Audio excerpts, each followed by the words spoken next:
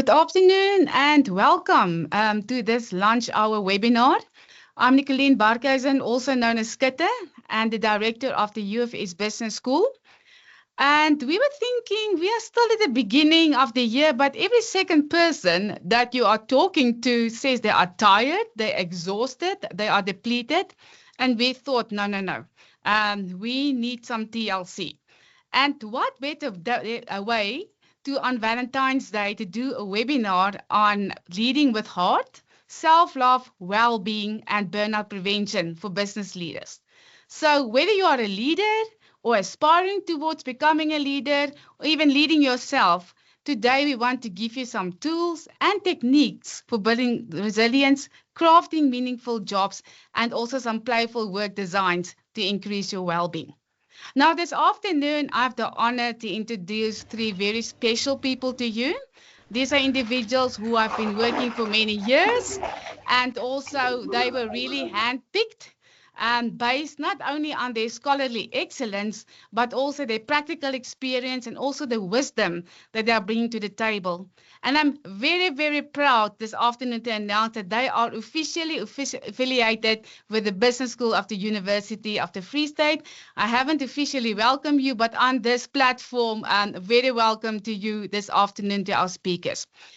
I always say that when I have to introduce people, I'm not really doing them justice, because when you Google these individuals, what they've been doing is so significant that in respect of time, shortly introducing them is not doing justice. So please do yourself a favor, go Google them. I believe, like you're going to read for very long.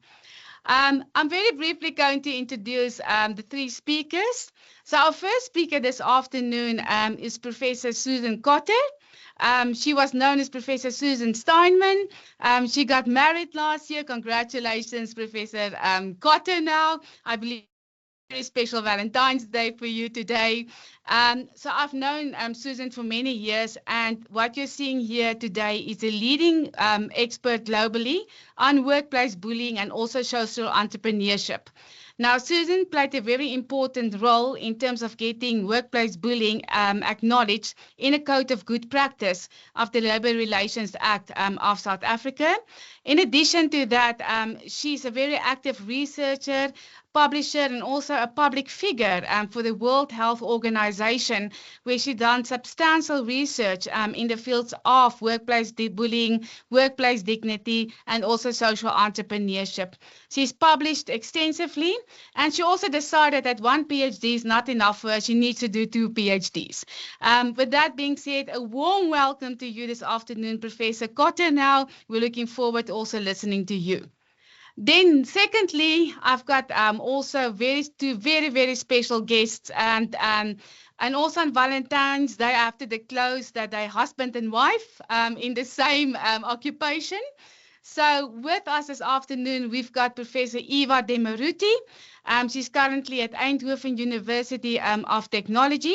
Now, those of you in the field of industrial psychology and work with the job demands resources model, you are seeing the two authors here, herself and her husband, Professor Arnold Bakker.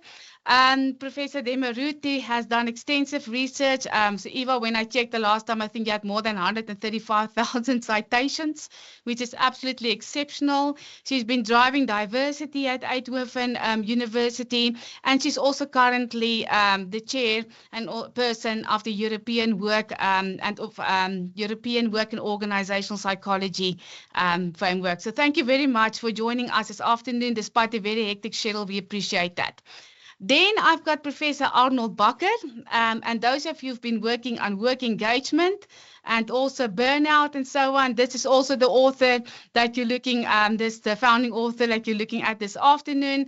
So Professor Bakker also don't need any introduction. He's currently also the chair for positive psychology at Erasmus University, Rotterdam.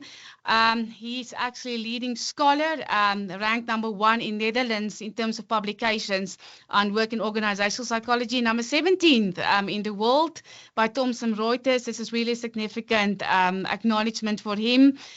He's really been doing groundbreaking work in terms of well-being in the workplace, but also from a practice side, and also now recently introducing playful work designs.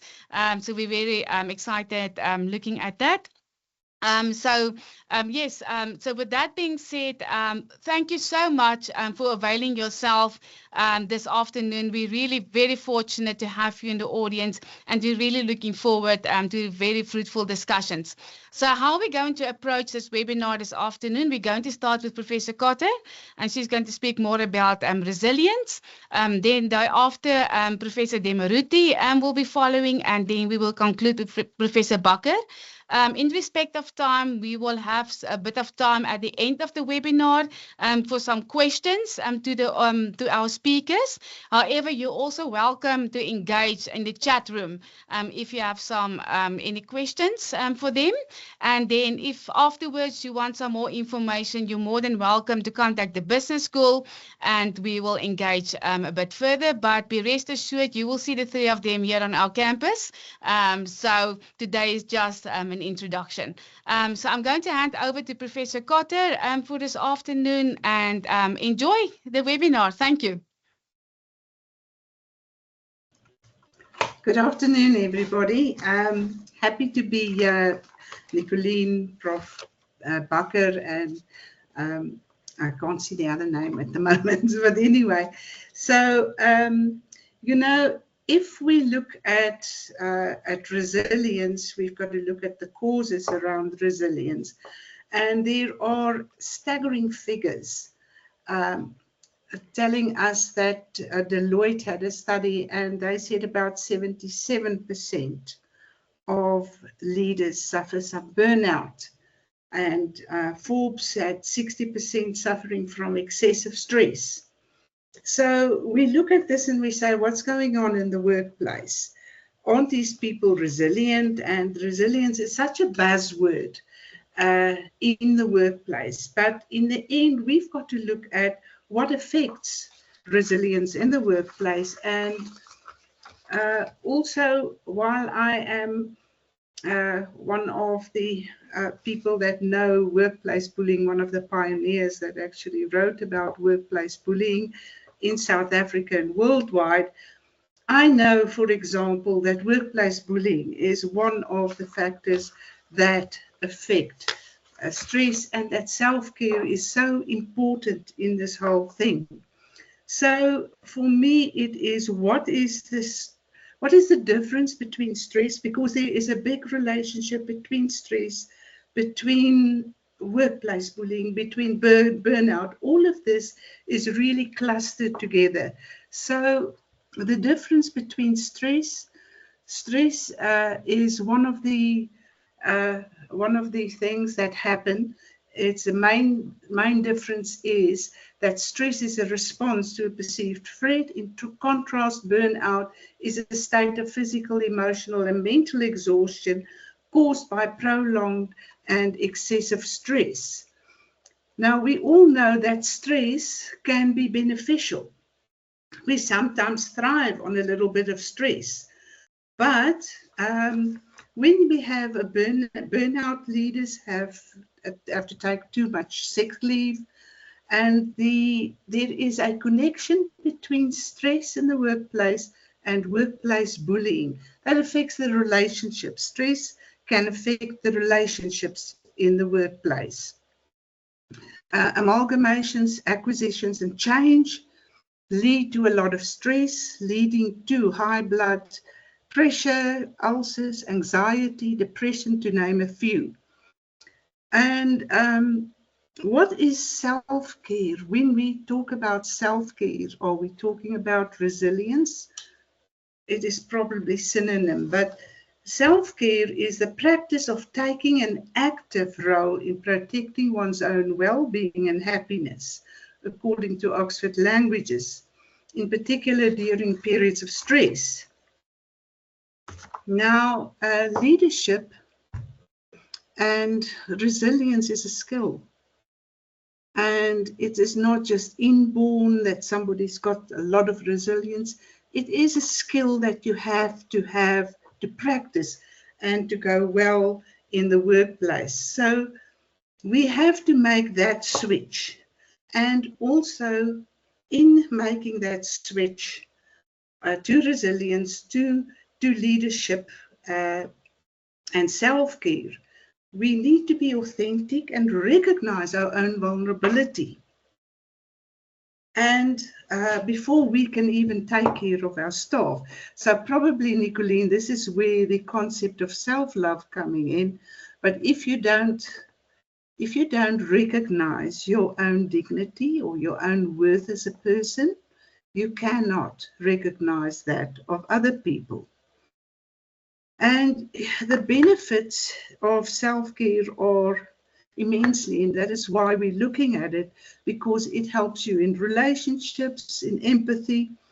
And when you have empathy with other people, or you can put yourself in other people's place, you are closer to solutions to problems. And in fact, if you look at an organization like Ashoka, they said if you have empathy, you can solve problems better when you have empathy, and that those empaths are actually your change makers in the world. So when we take self-care, we talk about energy and resilience, and we also that our focus and mental clarity is much better. So where do we start? If we want to tackle the issue of self-care, what is your leadership style? As a leader, we want to look at what is your leadership style? Is it democratic? Is it transformational? Or is it toxic? And that is the things that we do look out for self-care. And sometimes a toxic leadership is the result of an overload of stress. And as a leader, we need to question ourselves if we need to be resilient in the workplace, if we need to take self-care. Do you have a self-care plan? And or are you swamped by stress? Now, unfortunately, having had a number more years as a business owner and in the corporate world as I was in the academia, it also gave me the opportunity to view things from a practical point of view, from a worker point of view, and also in my consultancy where things go wrong, so wrong in the workplace that we needed a code of conduct for behavior in the workplace. When things go so wrong and observing that, we often find that at the bottom and the heart of it all is stress, and that people change because of stress. So there was Pamela Neal. She is also a UN consultant for governments. She's consulted worldwide on the issue of self-care and stress in the workplace. And she says that we have to draw up a body budget. Now, a body budget is that our brains predict the amount of energy we need, and it is based on our past experience. We spend time in moving our bodies, replenish, eat, drink, sleep, and reduce sleeping in general on the road. So we've got to look at how do I act every day and how do I act on the road to do this budget. So our energy gets affected by diet, by stress, exercise, and sleep. And she recommends, and maybe you can do this exercise while I'm talking. Yeah, you score out of 5. How do you eat? How do you manage your stress? Do you exercise? Do you skip meals? Do you miss sleep? So just look at those factors and score yourself out of 5. If you are bad, if you don't eat nothing or eat junk on the road, don't exercise, skip meals and miss sleep, if you score 1 on that, you are likely to have your energy reduced drastically. And then she says, okay, to do this, to change this, we need to reduce, and one of her recommendations is, and probably that is very, very true for academics, stop with the late night Zooms and the early morning Zooms or team meetings. That could have an impact on you. Uh, and try, if you're on the road, if you go out and you have traveling and going to places, have a pre-travel meal planning.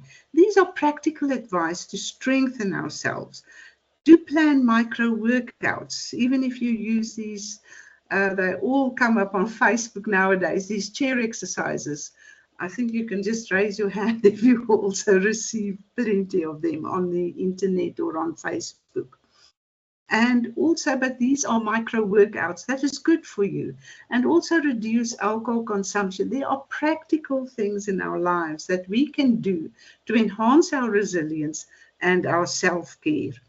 Now, if we look at emotional health, we need to look at our emotions and how we regulate our emotions as in the workplace, because emotions take a lot of energy. We need to regulate those emotions and question our emotions, how we communicate, how do we relax. Do we question, for instance, why am I so furious at another person? What is the underlying dynamics that cause me to be so furious or so irritated with a staff member? These are the things that zap our energy, if I can call it that. It zaps energy and we cannot go on. And we need to kind of communicate that we need to relax more often. In our relationship, in the work, well, especially in the workplace, I often deal with very high levels of workplace bullying in workplaces. And yes, workplace bullying is rife. You know that universities and public institutions are not the private sector. Your public institutions are the worst places for workplace bullying. And the evidence is that workplace bullying is much higher in the public sector, for instance, than in the private sector. So it is a negative experience. It burns a lot of energy. Anybody who has been bullied will tell you that bullying is one of the most negative experiences. It causes burnout, it causes depression and anxiety in most of the cases, and even leads to a 1% of people being bullied committing suicide. So as leaders, we need to establish a very positive culture. We need to have a code of conduct. That is the things, because relationships is one energy. It consumes energy like an electric kettle consumes it when you have an inverter. So your energy is consumed, and also it's contagious. When there is a emotions or a atmosphere or a toxic workplace, it is contagious. It influences everybody around it. And you can actually say, well, for self-care's sake, we need a proper policy and a code of conduct in the workplace to help with this. Now, this Pamela Neal also said that choice points are very, very important. Autonomy and choice, research tells us, is the key to happiness. And our intentions and our decisions as leaders should move towards our goals and our values. So whatever we decide must be led by the goals and the values that we have in the workplace. And that could help us. So when we look at choice points, we also need to look at boundaries. Now, boundaries is something that I think we practice not only as parents. We need to lay down boundaries for our children, because then they will know within these boundaries I'm safe, but outside this I'm not safe. So if workplace bullying is a boundary, if overload, by the way, overload is a huge cause of stress in the workplace, and it burns energy. Well, that goes without saying, but we need to look at what are our boundaries in the workplace. Do I have boundaries? Do I have boundaries in terms of overload, of overloading my staff? Do I tell them that don't work till 10 o'clock tonight because it's not healthy? And that is where I think most managers fail, because they don't have boundaries for themselves either. They work right through the night. I know when I was a manager, I was a director of public relations when I was young, in my 30s, and I didn't have any boundaries. I would work right through the night to see a publication through. So if you have boundaries in place, then burnout don't happen. That is part of self-care. So if you don't have boundaries, do have 3 tasks that you can delegate, bring in technology, and get the workplace. The last point I want to make is about self-care, is about growth and nourishment. We need to balance the body budget with that. Through our self-actualization, we need to learning and also learning about self-care. Creativity and neural networks. Creativity enhances your neural networks. Meditation time. I think my time is running out. So meditation and enhances neuroplasticity. Growth and nourishment. Can write that book that you always said you would write, or do that masterpiece of research that you really know. Look at what feeds your soul to build your resilience. Resilience is something that comes with self-care. There's absolutely no difference. You cannot have resilience when you're overstressed. You might have resilience in not landing in hospital, but that is about it. So value your values and set boundaries, and all the best. Am I in time, Nicolene? Perfect. Professor Kotte, thank you so much. Let's give her a virtual hand. Thank you for all the insights. I'm stressed about the body budget. I think that is something that one needs to work on. But thank you so much for that. So to the audience, you're most welcome to ask questions in the chat box. I'm going to move over to our next speaker, Professor Eva Demaruti. Thank you, Nicolene. Thank you. You can hear me? Yes, we can hear you. We can't see you yet. Oh, fantastic. Really? No, we can see you. Fantastic. Thank you so much, You Eva. can. And all over to you. Thank you. Very nice. I have can you put out your yeah, okay. We are in the same room. That's why I have to take care that I don't hear myself in stereo. I have prepared a presentation for you, a very brief presentation, so that we can start and then we can continue with discussion. Let me see. Is the presentation, let's see whether I can put it. Is the presentation now visible? Yes, we can see it. Yes. Thank you, Eva. Yeah. Looking forward to it. Is that? Thank you. Fantastic. Perfect. Thank you. Very nice. Then, yeah, given the topic of the day, I put together some information about job crafting, which is actually a nice way to take care of yourself and to take care of others. Before I go on with job crafting, though, I have to explain to you a little bit what is the place, the context that people can feel are healthier, can have better, can function better in their work life, but also in their private life. And given the topic of the day, also in their private life and their love and their relationships. What we have done, like Nicolene said, we have been working already since the 90s on the job demands resources model, which evolved to a theory which explains actually what makes people happy at work or what makes them sick.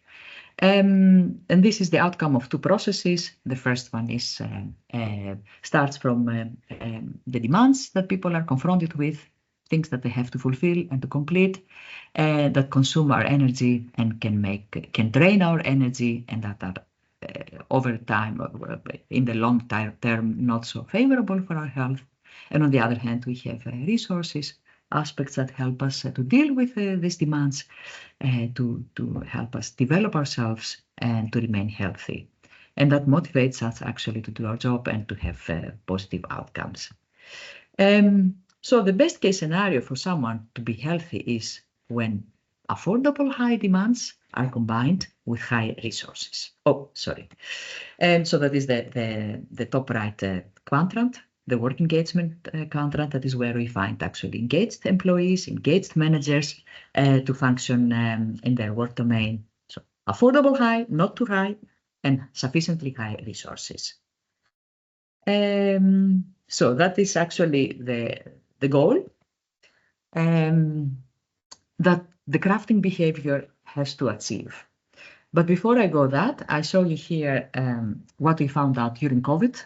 It is not only that we have to deal with demands at work that can make us unhealthy or that drown our energy, but it's also demands from a personal domain or from the home domain, from the family domain, that can interfere with our work and that can consume our energy and impair our functioning.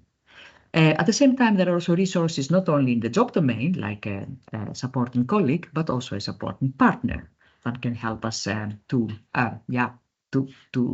excel, to thrive in various life domains. So it is not only the domain, the work domain, but also the private life domain or the personal domain that can contribute to our well-being or impair our well-being. So, and I say already the take-home message, so and then I can stop. What we have seen actually in our research is that employee will remain healthy and function effectively and be adaptive when they use strategies that help them to develop to regulate actually their external and internal demands and resources.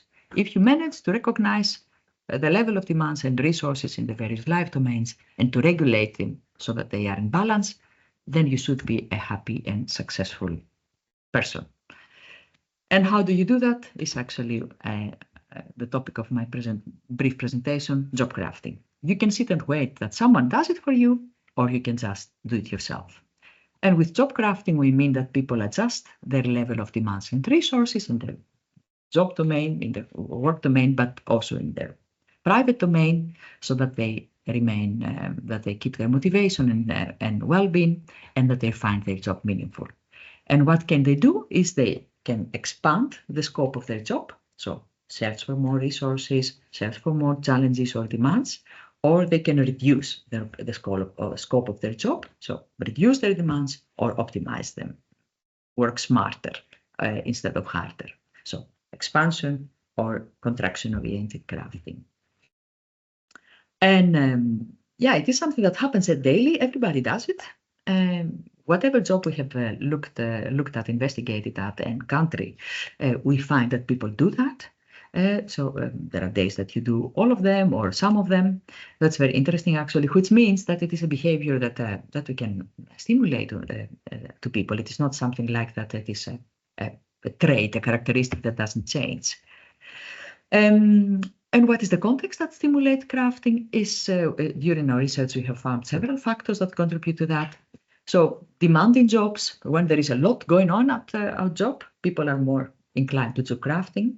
When there is organizational change and insecurity, that that things are not that things are fluctuating, then people are also more inclined to arrange for themselves another context or another level of demands and resources. When things are not going well, also people feel the urgency to restore the fit between what happens there and what they prefer. Leaders who are proactive or empowering are also stimulating crafting. So leaders, you are a kind of role model for other people, for employees, to see what is acceptable and what is behavior that is that you need to show in this context. And crafting colleague, when you see someone that does it good, then you do that as well.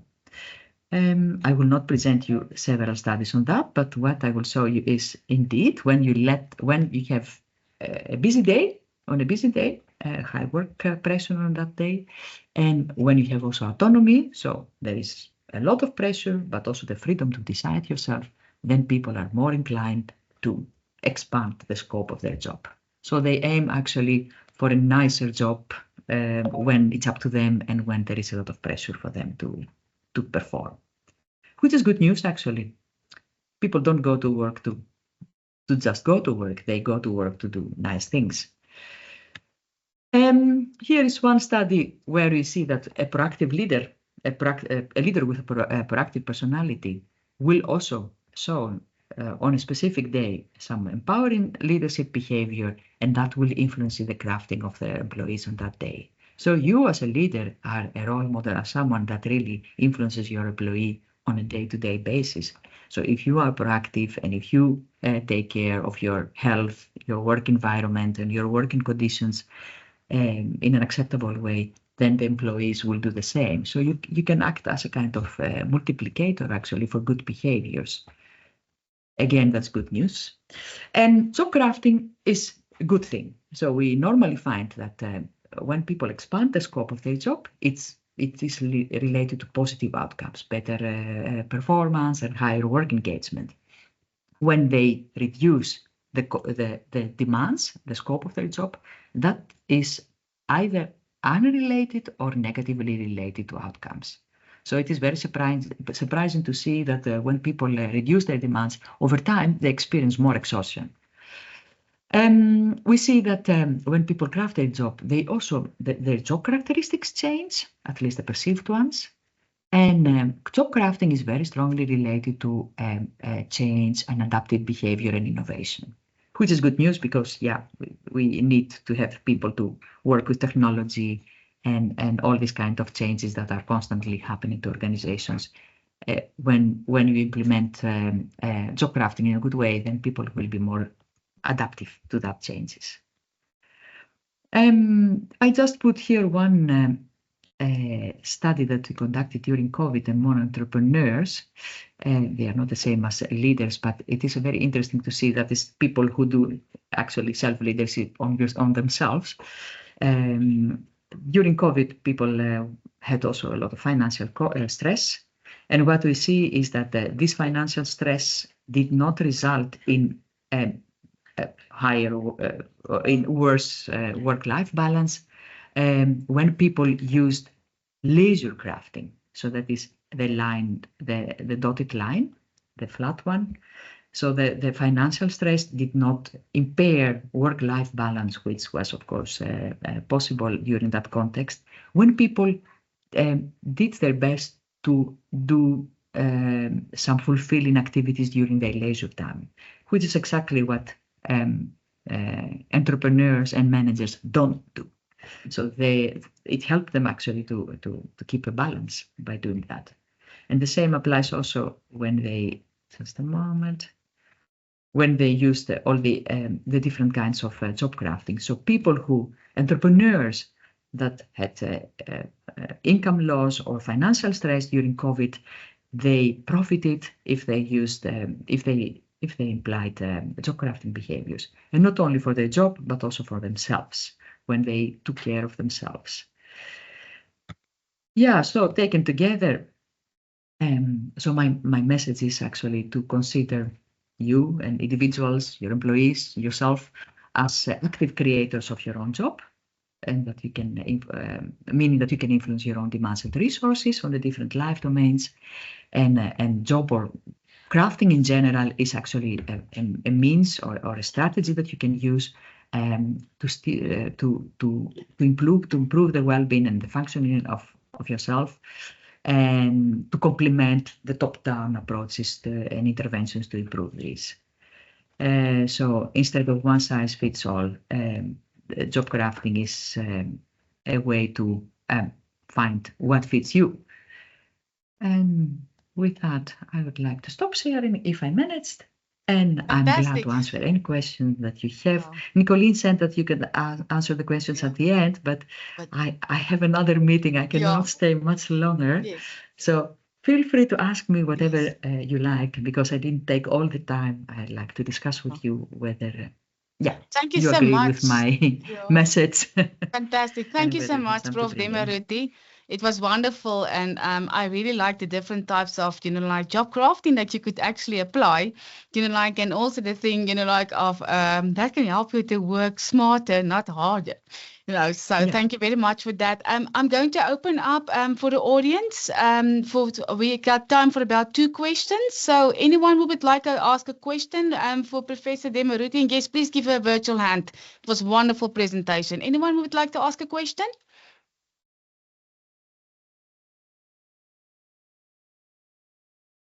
I've seen there's a comment, Chipo, from Loftus Job Crafting Concept. I'm sorry, I'm putting you on the spot now because you're doing the incubator. Do you have any questions for Prof. Demeruti?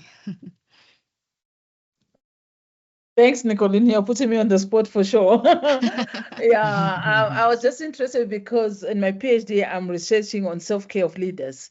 So this job crafting concept was just so fascinating, and just looking at the graphs and looking how you can tap into the various resources and how it can help you both at work and also, in your personal life. So it was quite fascinating looking at this data. For me, it was fascinating because it's a new concept that I'm listening to, and I'm like, I love this. It is empowering people.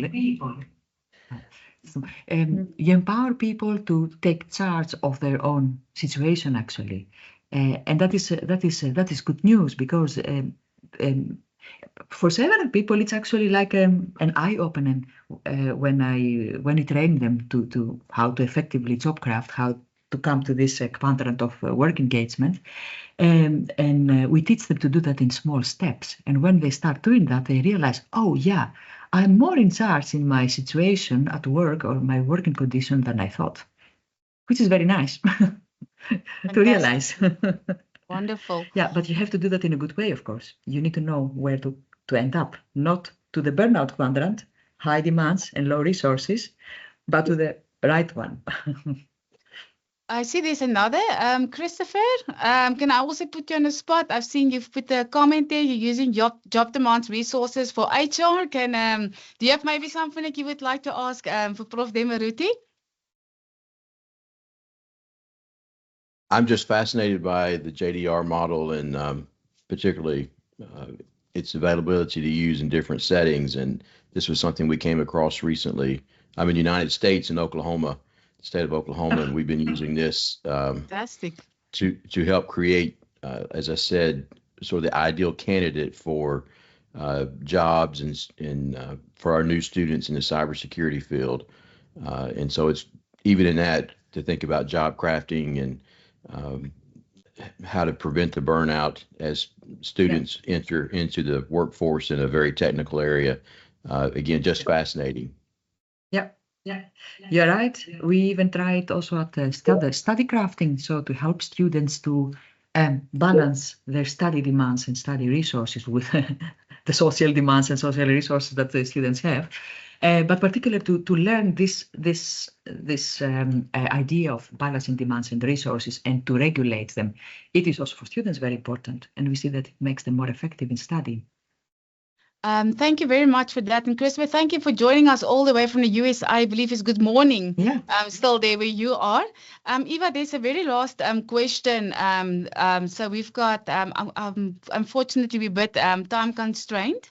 But somebody, Tracy, has been asking, how would the job crafting strategy with the JDR model be used in change management and resistance management? That is a very nice question, and I have been busy with that for several years. And my idea on that is actually when you have a change, when you as an organization, you want to implement a change, you of course always inform people about change. But the most important thing is how can you help people integrate the operator to integrate the change in their daily job so that they use it, and giving them the room to craft this change in their daily job is for me the key. Fantastic. Stimulate them to see how they can integrate these new tools, procedures, whatever you want to integrate it, and how they can do that in their daily, how they can create resources to integrate it. That is actually the most important one.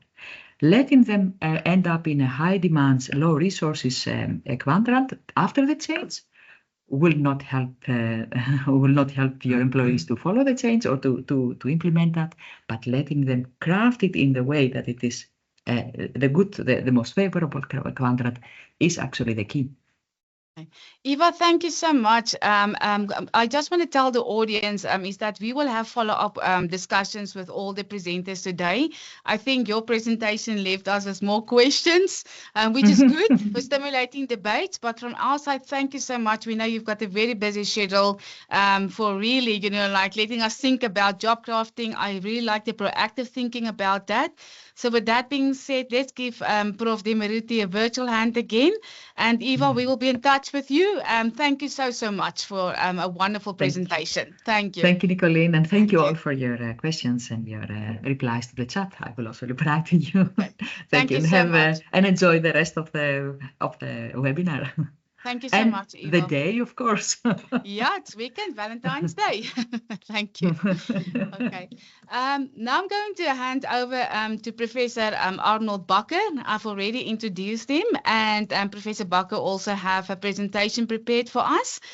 So Professor Bakker, with any further ado, I'm going to hand over to you. Thank you so much. Yes, let me see whether I manage. Do you see my screen? Yes, we can see it. Yeah. Okay. Yes, good day to all of you. Very welcome to my presentation in the same room as Professor Demaruti, by the way. I'm going to talk about also about managing your demands and resources, but now at the task level. So how can you optimize your resources? How can you optimize your demands when you do a certain task? So very specific, and the approach that we use, we call playful work design. So the approach is very much playful. So we have seen this now in about 20 different independent studies in different places. One of the places was on board of this ship. So this is a tall ship that is sailed by naval cadets from the Norwegian Army. And what they need to do is, for example, sometimes they have to go and climb in the masts to get down the sails. And one of the naval cadets told me that what he does in a playful way is try to, because when you climb up and it's 40 meters high, it is very stressful. So he tries to keep his heartbeat as low as possible. That's a playful strategy to deal with that demand. So this is just one of the examples, and I have several with me. So it's a very much a micro intervention that you apply in your work. So it could be that you serve coffee and you do that in a playful way by making latte art. So you could say, well, that's not very efficient, but it might be very productive in the end, because you get into a conversation with the customer. The customer likes the art that you make, you get into a conversation, and the customer orders another coffee or comes back another time. Or you can play a game with your emails and try to get rid of 50 emails in 1 hour. Or even pilots tell us that they use playful work design. That sounds quite dangerous, I know. But for example, they need to land at airports at a certain time, at a certain minute. But you can try to be exactly at a certain second on the road. And yeah, I think what pilots do with that, also trying to save kerosene by floating on the air, they do that also to stretch their skills, to challenge themselves so that they don't get bored and so that they are very much vigilant. So there's very much a reason to engage in playfulness.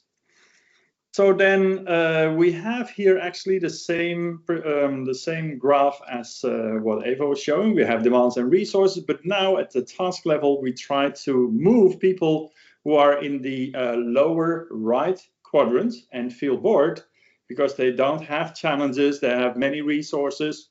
For example, if you're in security, then we need to move you up to the engagement quadrant by trying to get more challenging tasks. And playfulness is one of the ways through which you can do that yourself. So it's again another proactive strategy next to job crafting. So you don't change the job.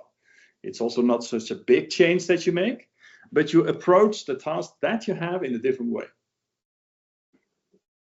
Okay, yeah, what are the motives? Like I said, you can combat boredom, but also we've seen if you read the books of Csikszentmihalyi about experiencing flow, having a peak experience while working, we see that there are many examples of playfulness in that book. And so, yeah, we have seen also the first studies linking playful work design to flow in experience sampling studies.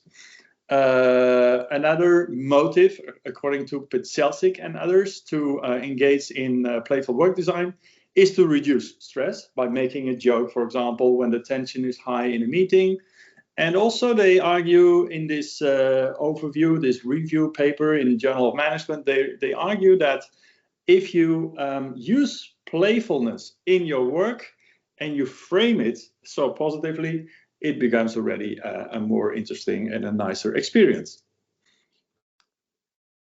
So we have defined playful work design as a proactive orientation towards work aimed at fostering fun on the one hand and challenge on the other hand during work activities. So fun and challenge are the two sides of the coin, you could say. And this can be in your head, it can be cognitive, or it can be very much behavioral. So you can show playfulness through your behaviors. So for example, if you're in retail security, you're a guard and you have to take care that people don't engage in shoplifting, you can try to predict where the next customer goes. And that makes you, of course, more aware of what is happening. And it can be very playful. You could even try to predict what the customer that comes in is going to order, is going to buy. And so that would be an example of a playful work design strategy.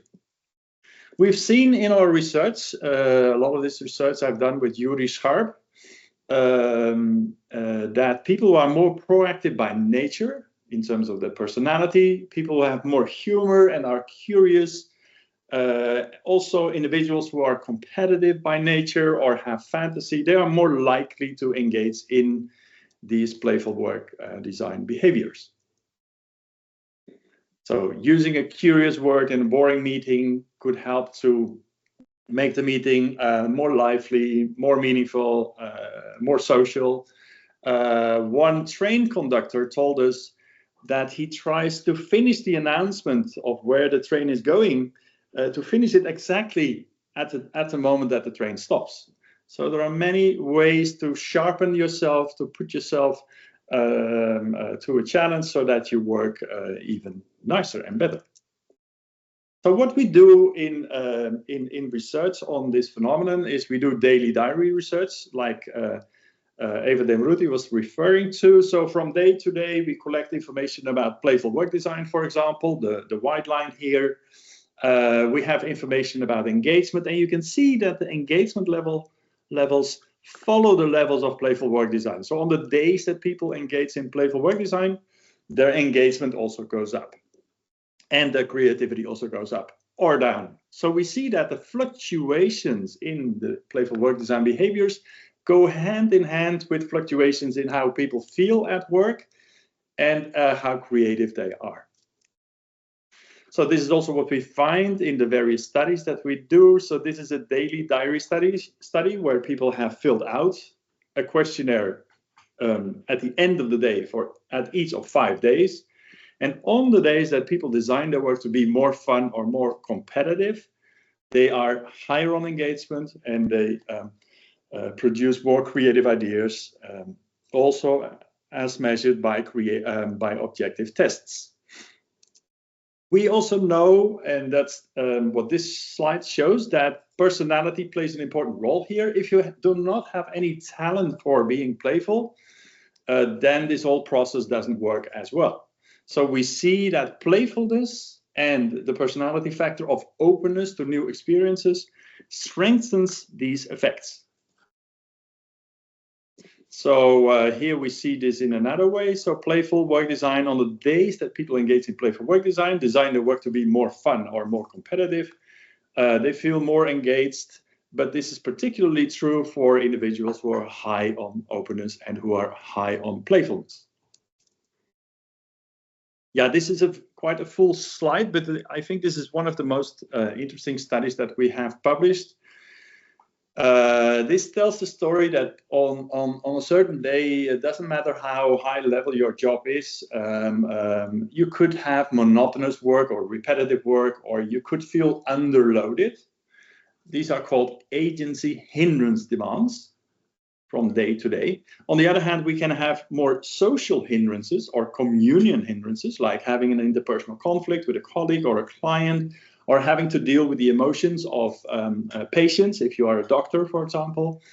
On the days that we are confronted with these hindrance demands, our work engagement goes down, this effect.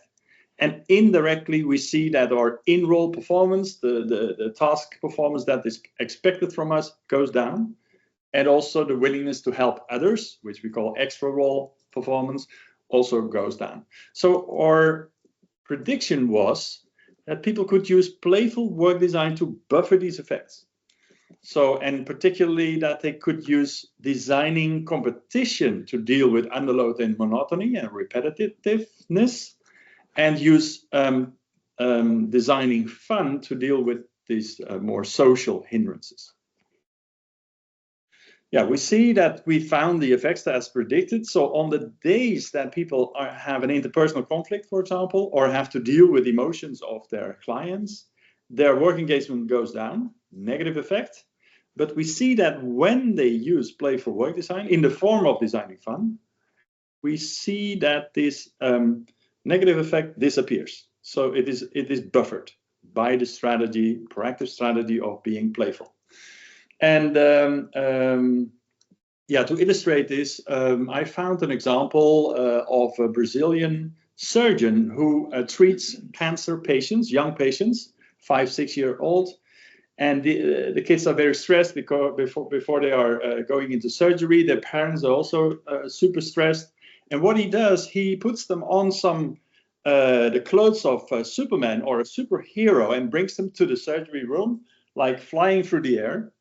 And the kids, they are excited and they forget about the stress and the operation that is going to happen. And some of them are even saying, when can we do this again? And it also eases the stress of the parents. So this illustrates that not only could the engagement of the person doing the playful work design be buffered, help them to keep their engagement at the right level, but can even influence the experiences of the patients in this case. We also found the effect for the agency hindrances. We see here that agency hindrances like underload, monotony, and very simple tasks, they undermine work engagement on a daily basis, but this is buffered if people use designing competition. What can leaders do? I think they can provide support, they can set the stage, they can show that it is psychologically safe to make jokes or to be playful. They can also showcase playful work design by being a role model. And I believe that this kind of behavior can also be contagious. And so we did a study where we investigated what is called, with a little bit an unusual word, ebullient supervision. That is actually when the leader tries to make people laugh, finds uses for appropriate humor, uses a cheerful tone, smiles when passing and seeing their employees. And we predicted that on the days that leaders do this, that their followers would be more inclined to use playful work design. And that's what we see on this slide. We see that ebullient leadership, even after controlling for the impact of transformational leadership, one of the bigger forms of leadership that has been investigated in the literature, we see that on the days people do that, they are more likely to engage in playful work design, and the followers are also more likely to flourish and to perform well. That's a study by Karakusa et al. I'm one of the people involved in the study, and I found this a very interesting effect. Yeah, so the question is, how will you redesign your own tasks to be more playful? I made this picture in Hong Kong, just to design my own work and my own slide in a playful way. And with that, I would like to say, let's play. So thank you, Prof. Bakker. I think now our minds are spinning. That was wonderful. And I don't think, you know what, yes, let's give Prof. Bakker a virtual hand. I don't think we ever apply our minds to this. I'll just be very honest with you. I like that delete button. That can really work very well.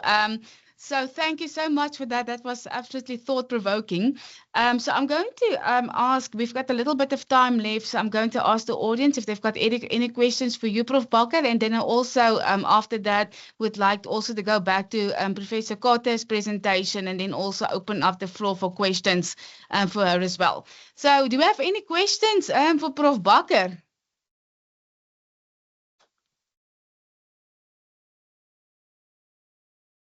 I think we are also stunned by what. Yes, I see Noxolo. Go for it.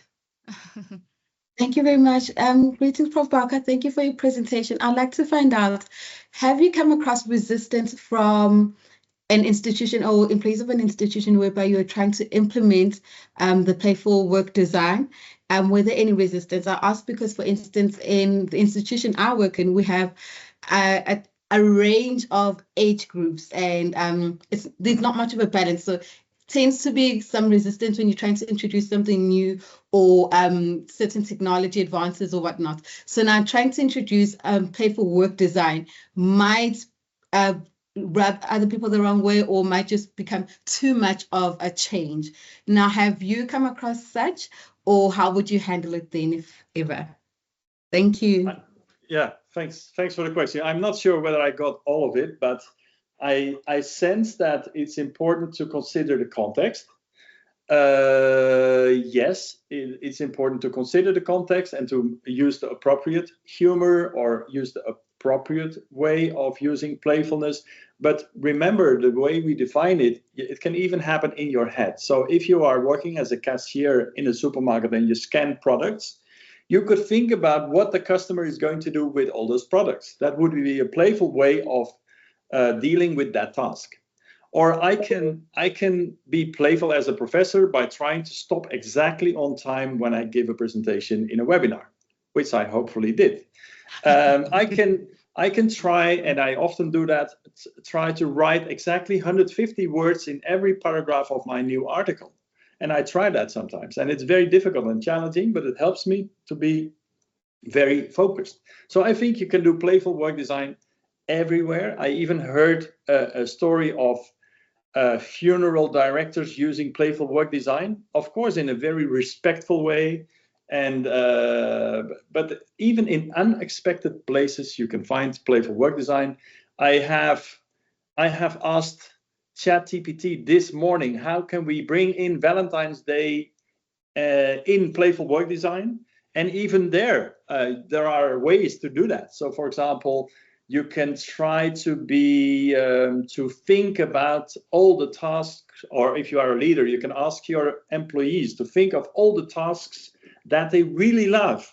And today is the day of love, so we can even talk about loving certain tasks. And first write down which tasks do you really love, and then talk with each other about these tasks and what you really like about them. So if we use these techniques and try to be creative, I think in most contexts we can be playful. And I didn't say, but one of the big pluses of being playful is that we learn new things, and we learn a new way of seeing things. Yeah. Thank you, Prof. Bakker. Any other questions for Prof. Bakker? So you now need to say what you love about your work today. That's very important. Thank you. And I think that's also a mindset thing, really changing your mindset towards, like how you can make your work more playful. And also remember what Eva said about, like you go to work to do nice things, so how can we make it nice? So thank you for that, Prof. Bakker. I see, do you have somebody else who's got the question? Okay, let's give Prof. Bakker a virtual hand again.